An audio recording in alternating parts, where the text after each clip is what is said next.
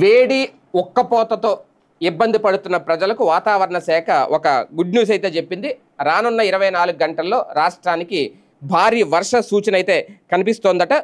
ఈ 24 గంటల్లో భారీ వర్షాలు కురిసే అవకాశం ఉంది అనేది భారత వాతావరణ విభాగం చెబుతోంది. రాబోయే 2 రోజుల్లో ఈదురుగాలులు వీచే అవకాశం ఉంది. ప్రజలు అప్రమత్తంగా ఉండాలి అనేది విపత్తుల నిర్వహణ సంస్థ చెబుతోంది.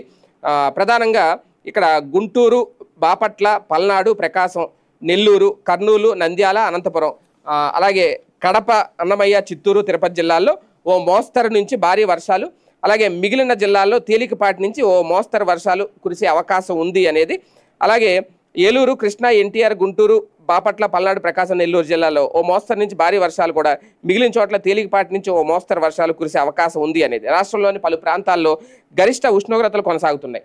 తుని, కాకినాడ, నరసాపురం, మచిలీపట్నం, నందిగామ, గన్నవరం, జంగమేశ్వరపురం, బాపట్ల, ఒంగోలు, నెల్లూరు తదితర ప్రాంతాల్లో ఉష్ణోగ్రతలు సాధారణంగా 3 నుంచి 6 డిగ్రీలు ఎక్కువగా నమోదయ్యాయి. అయితే రానున్న 24 గంటల్లో ఈ ప్రాంతాల్లో కూడా అక్కడక్కడ వర్షాలు పడే అవకాశం ఉంది. అయితే ముందుగా చెప్పిన జిల్లాల్లో మాత్రం ప్రధానంగా ఈ 24 గంటల్లో, అంటే ఈ 2 రోజుల్లో, ఇవాళ రేపట్లో భారీ వర్షాలు కురిసే అవకాశం ఉంది అనేది వాతావరణ శాఖ చెబుతోంది.